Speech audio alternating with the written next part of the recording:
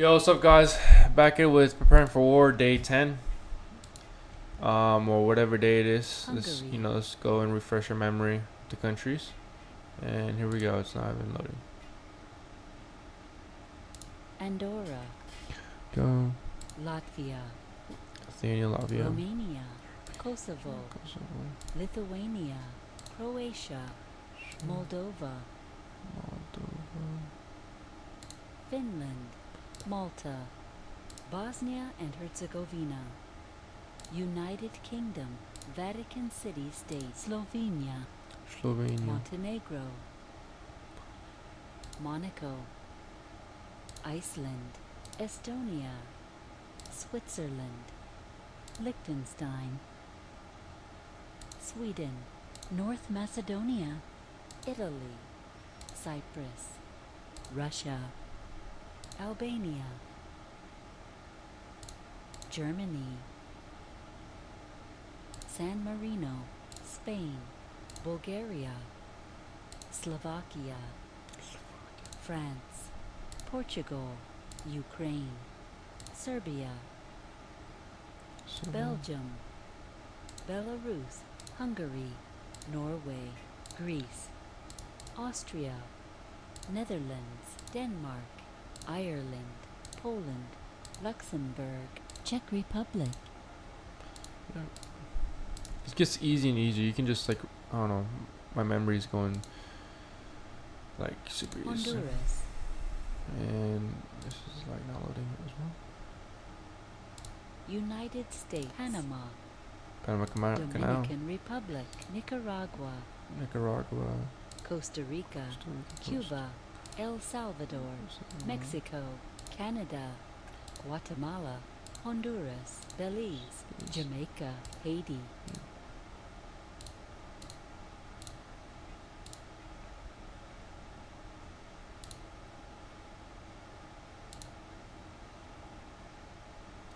For load and it's not loading. I don't know what's up my internet right Venezuela. now. Colombia, Venezuela, Uruguay. Ecuador. Guyana. Suriname, French Guiana. Paraguay. Chile. Colombia. Suriname. Brazil. French Guiana. Peru. Bolivia. Argentina.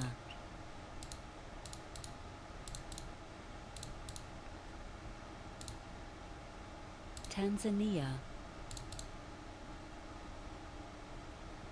Philippines. Bruh, no way I'm special. Spain. Italy. South Korea. Mexico. Brazil. Japan. Pakistan. Vietnam. South Africa. United States. Kenya. Thailand. France. Tanzania. China. India.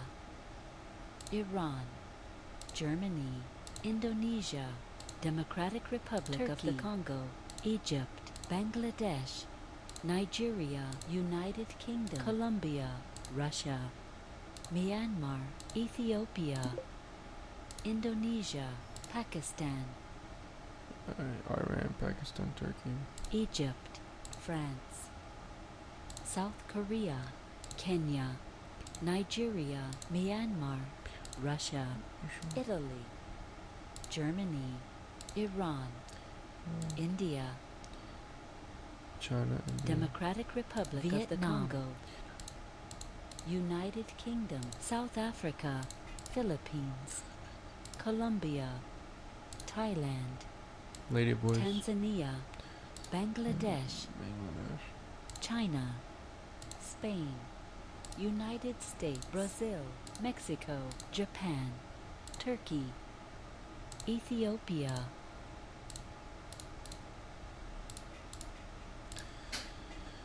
Okay. States. Arkansas. Bro, mine's just every fucking time. Hold on.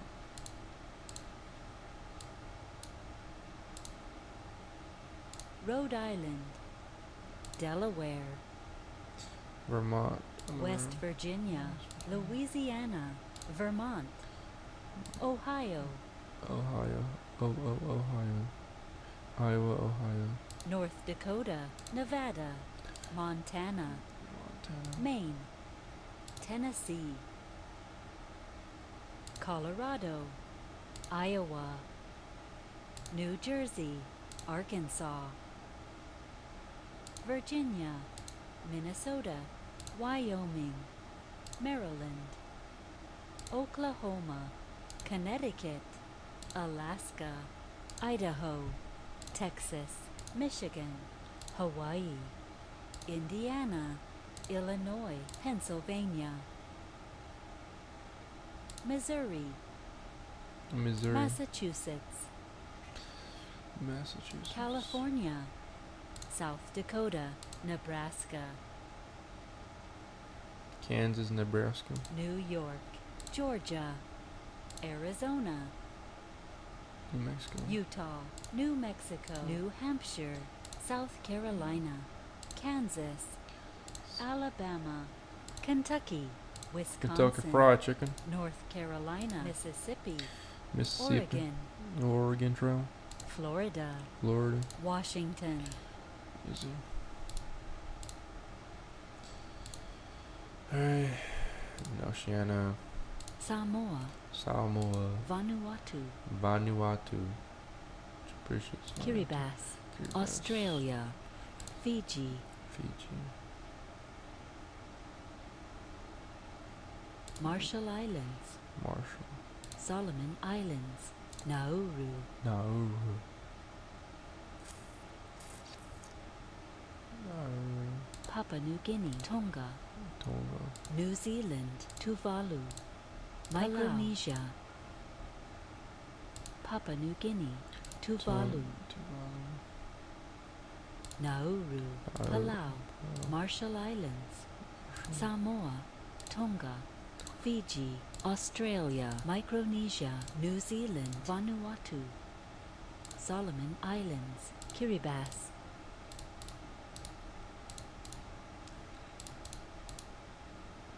Okay.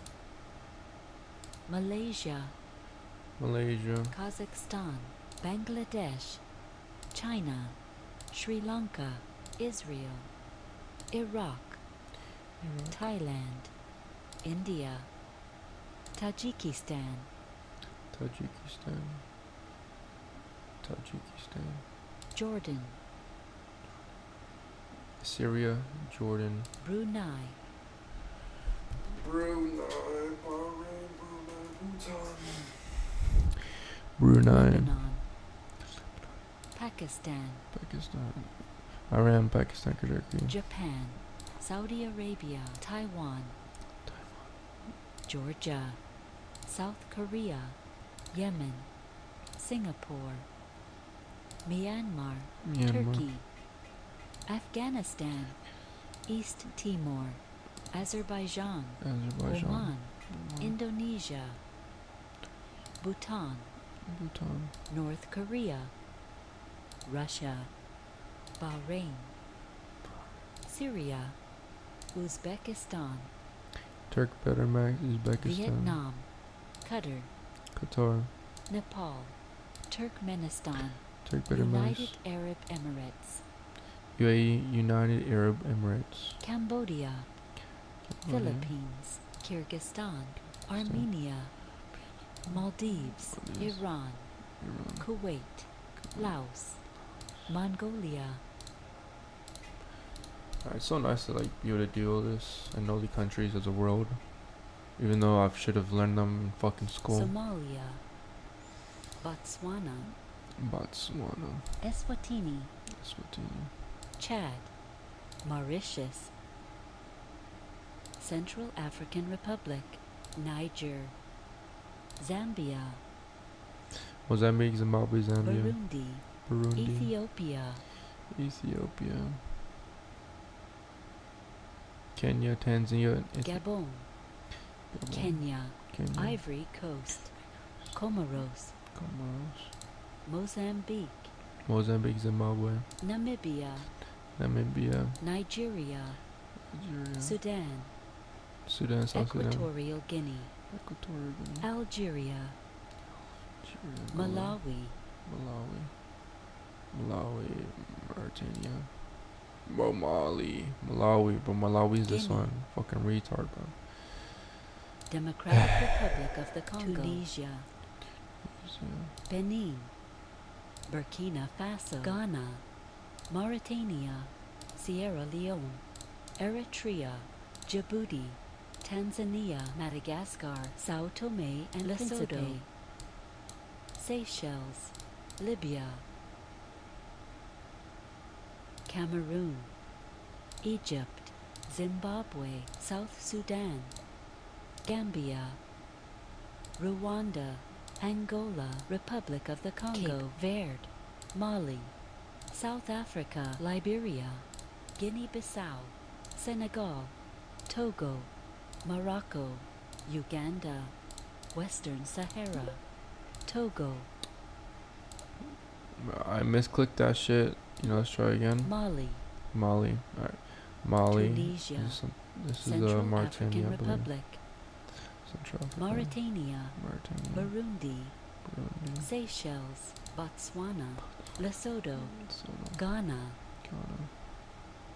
Guinea, Namibia, Egypt, Guinea-Bissau, Guinea-Bissau. Senegal, Niger, Nigeria. Cameroon, Somalia, Western Sahara, Libya, Republic of the Congo, Ivory Coast, Morocco, Madagascar, Comoros, Nigeria, Sao Tome and Principe, Mozambique, Mozambique, Zimbabwe, Zambia. Gambia, South Africa, South Sudan, South Sudan. Sudan, Tanzania, Tanzania. Cape Verde, Burkina Faso, Burkina Faso. Eritrea, Djibouti, Chad, Angola, Malawi, Gabon, Zambia, Mozambique, Zimbabwe, Zambia. Eswatini, Zimbabwe, Rwanda, Kenya, Kenya, Liberia,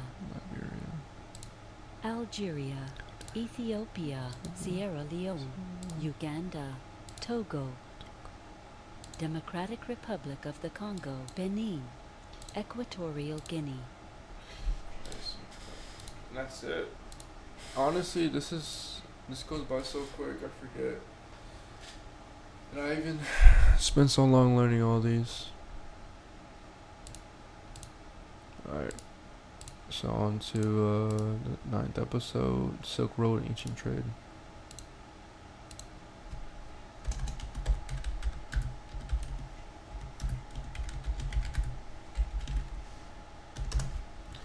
I wonder if we ended up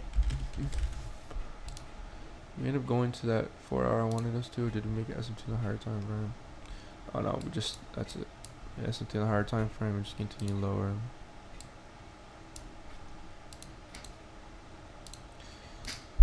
John Green, this is Crash Course World History, and today we're going to talk about the Silk Road, so called because it was not a road, it was not made of silk. So this is a t-shirt. It was designed in Belgium and contains cotton from both Brazil and Texas, which was turned into cloth in China, stitched in Haiti, screen printed in Washington, sold to me in Indiana, and now that I am too fat to wear it, it will soon make its way to Cameroon or Honduras or possibly even back to Haiti. Can we just pause for a moment to consider the astonishing fact that most t-shirts see more of the world than most of us do? Mr. Green, but t-shirts can't see the world because they don't have eyes. Look, me from the past. It's difficult for me to isolate what I hate most about you because there is so much to hate. But very near the top is your relentless talent for ignoring everything that is interesting and beautiful about our species in favor of the tackle the big picture. In trade, but it did So the Silk Road didn't begin trade, but it did radically expand its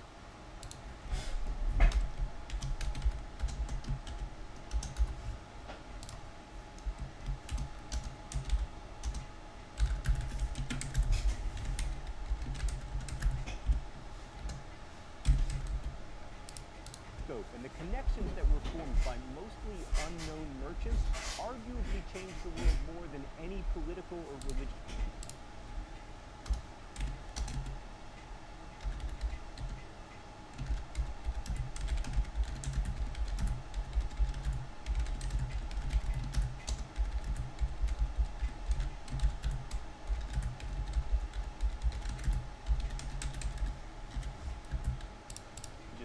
It was especially cool if you were rich because you finally had something to spend your money on other than temples. But even if you weren't rich, the Silk Road reshaped the lives of everyone living in Africa and Eurasia, as we will see today. Let's go straight to the thought bubble. As previously mentioned,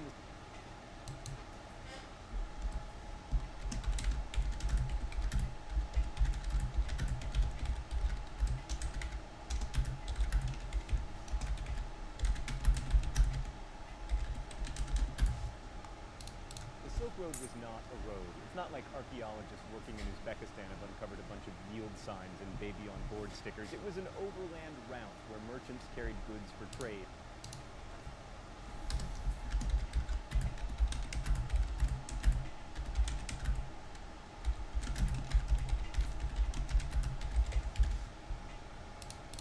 But it was really two board stickers. It was an overland route where merchants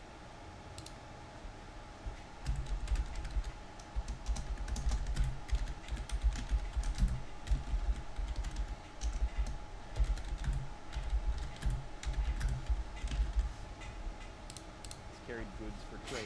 But it was really two routes. One that connected the eastern Mediterranean to Central Asia,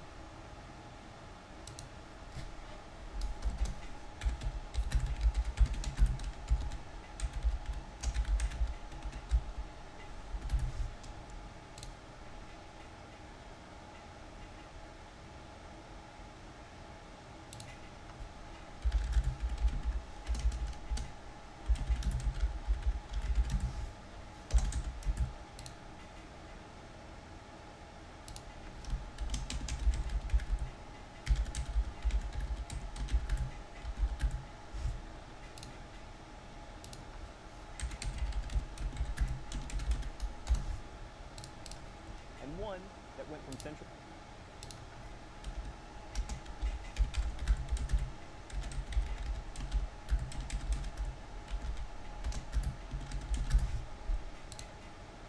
Asia to China. Further complicating things, the Silk Road involved sea routes. Many goods reached Rome via the Mediterranean, and goods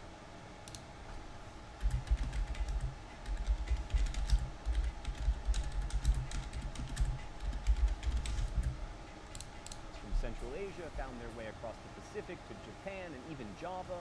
So we shouldn't think of the Silk Road as a road, but rather as a network of trade routes. But just as now the goods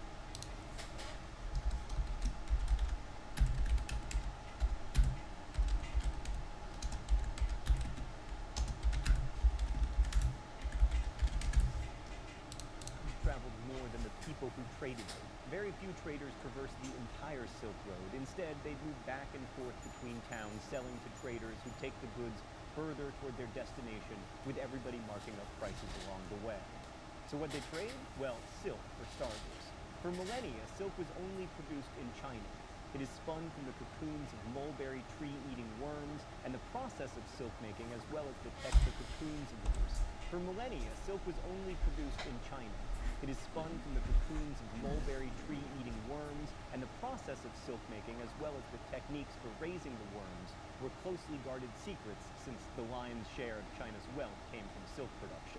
The Chinese used silk as fishing line, to buy up nomadic raiders to keep things peaceful, and to write before they invented paper. But as an export, silk was mostly used for clothes. Silk clothing feels light in the summer and warm in the winter, and until we invented $700 pre-distressed designer jeans, decking yourself out in silk was the #1 way to show people that you were wealthy.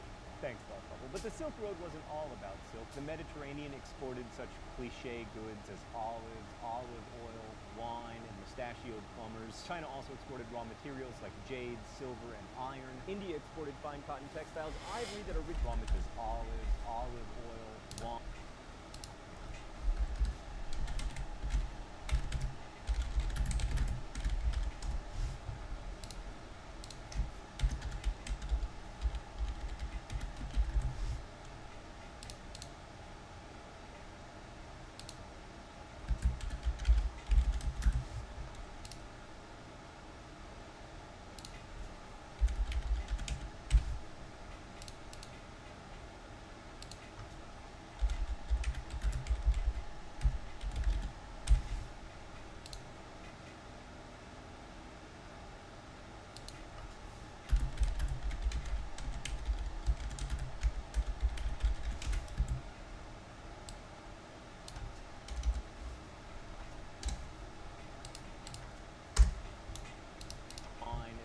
geode plumbers. China also exported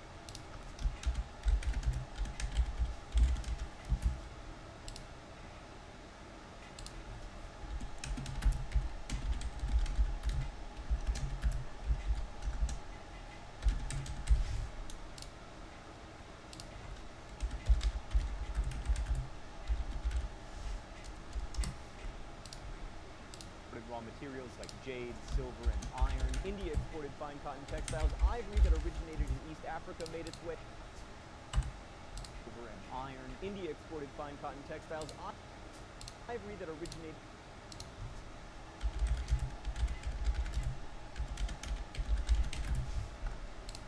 In East Africa made its way across the Silk Road, and Arabia exported incense.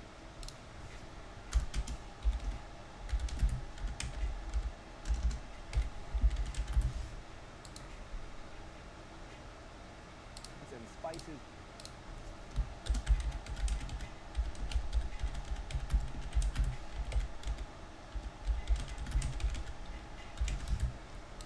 And tortoise shells. Obviously that one isn't. It's just gonna chase me. Ow! Up until now in Crash Course, we've been focused on city-dwelling civilizational types, but with the growth of the Silk Road, the nomadic peoples of Central Asia suddenly become much more important to world history. Most of Central Asia isn't great for agriculture, but it's difficult to conquer unless you are, wait for it, the Mongols. It also lends itself fairly well to herding, and since nomads are definitionally good at moving around, they're also good at moving stuff from point A to point B, which makes them good traders. Plus, all their travel made them more resistant to diseases. One group of such nomads, the Yuzhai, were humiliated in battle in the 2nd century.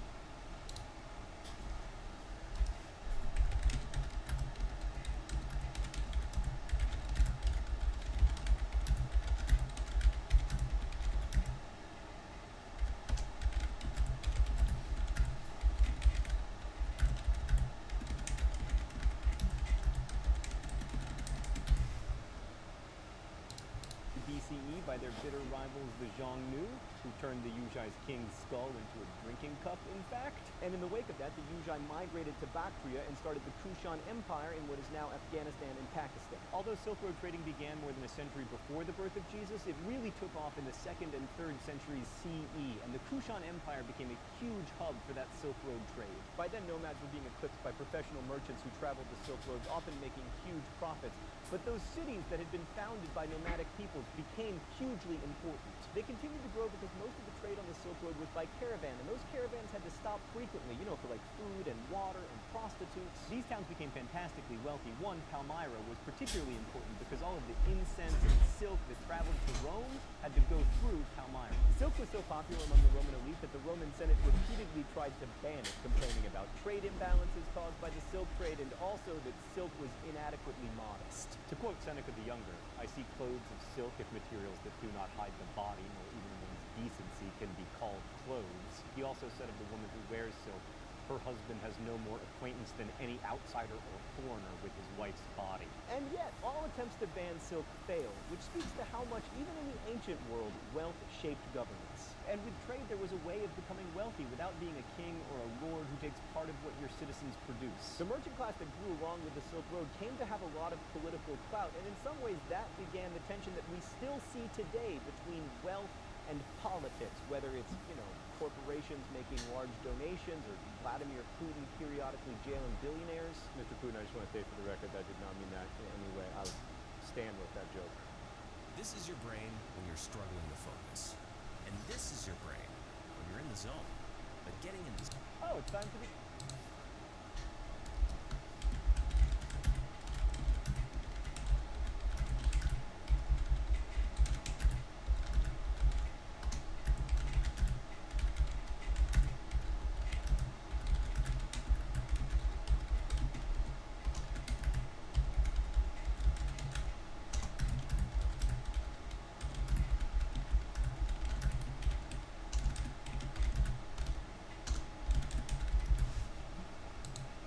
open letter.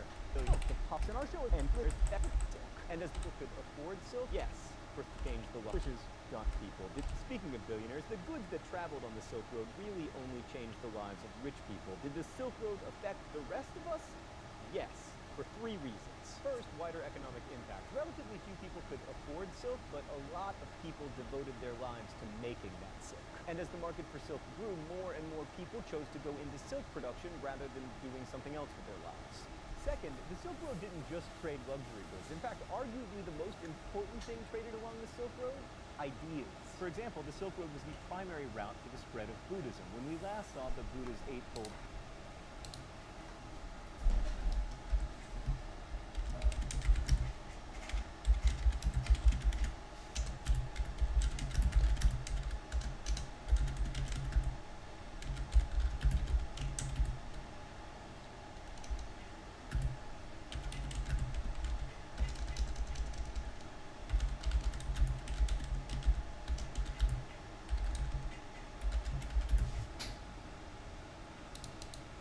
escaping the cycle of suffering and desire that's inherent to humans, it was beginning to dwindle in India. But through contact with other cultures and traditions, Buddhism grew and flourished and became one of the great religious traditions of the world. The variation of Buddhism that took root in China, Korea, Japan, and Central Asia is known as Mahayana Buddhism, and it differed from the original teachings of the Buddha in many ways, but one that was fundamental. For Mahayana Buddhists, the Buddha was divine. I mean, we can, and religious historians do, fight over the exact definition of divine. But in Mahayana Buddhism, there's no question that Buddha is venerated to a greater degree. The idea of nirvana also transformed from a release from that cycle of suffering and desire to something much more heavenly and, frankly, more fun.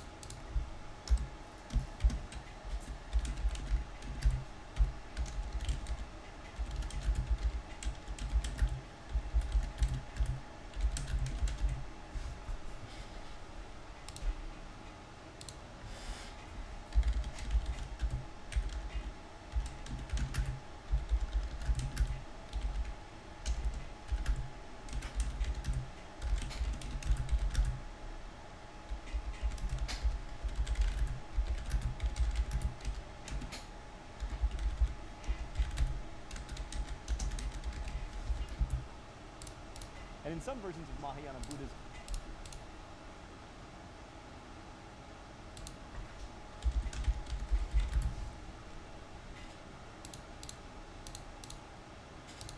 there are lots of different heavens, each more awesome than the last. Rather than focusing on the fundamental fact of suffering, Mahayana Buddhism offered the hope that through worship of the Buddha, or one of the many bodhisattvas, holy people who could have achieved nirvana but chose to hang out on earth with us because they're super nice, one could attain a good afterlife. Many merchants on the Silk Road became strong supporters of monasteries, which in turn became convenient way stations for caravans. And by endowing the monasteries, rich merchants were buying a form of supernatural insurance. Monks who lived in the monasteries would pray for the success of trade missions and the health of their patrons. It was win-win, especially when you consider that one of the central materials used in Mahayana Buddhist rituals is silk.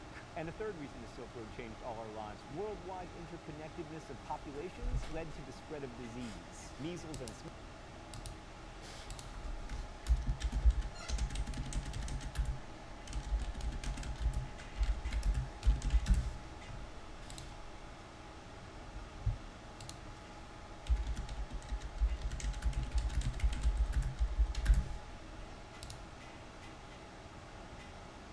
smallpox traveled along it, as did bubonic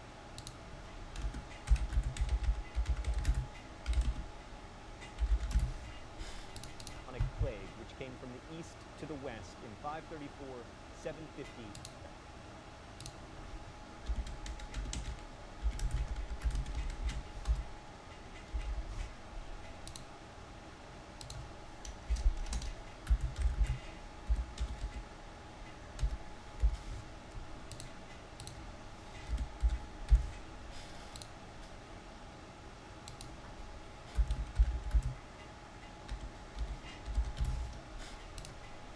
Most devastatingly in 1346. This last plague, known as the Black Death, resulted in the largest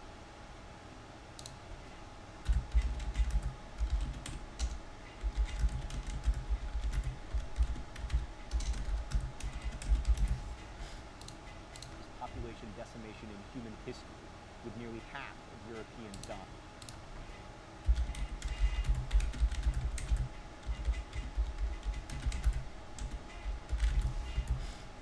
In a 4-year period. A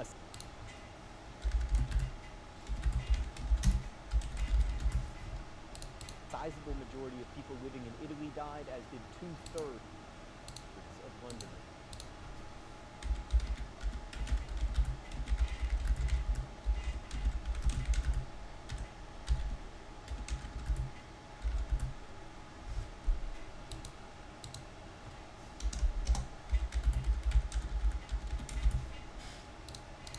And it quite possibly wouldn't have happened without the Silk.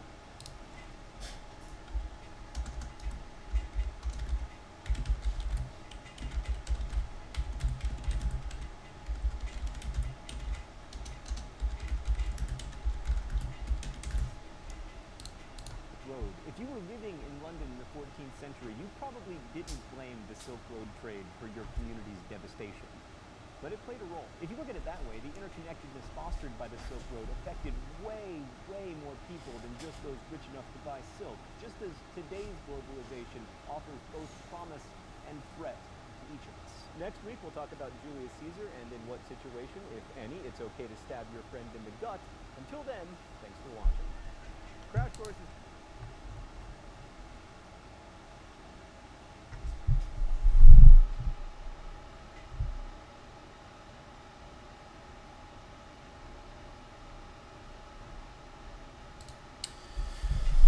That basically clears out history for the day. There's my chess, but I'll probably just record a separate video on chess. Let me see what else. Or did I make a separate Google Doc on this one?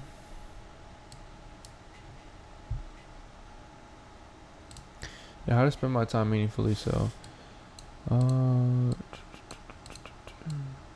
meditate 5 minutes. Let me learn. Okay, so I have a lot of things to do today.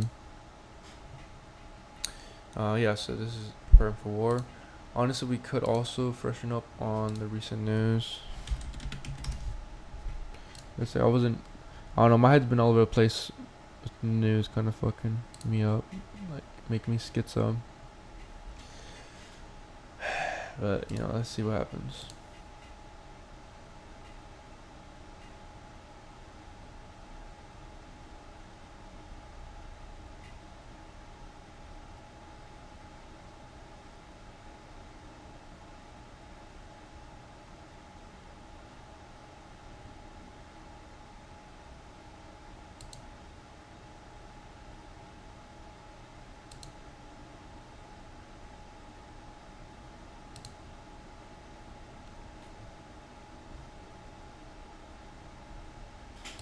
Here we go, bro.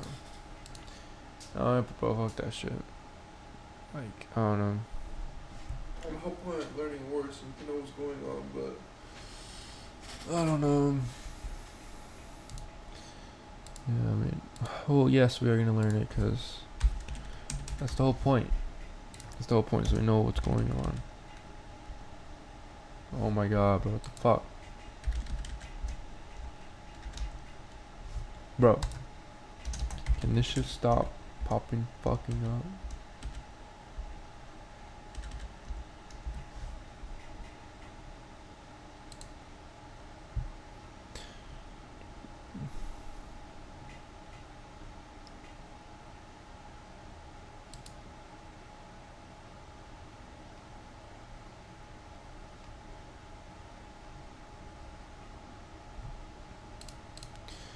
And yeah, let's go, guys. Let's just limit every single access of news to pay.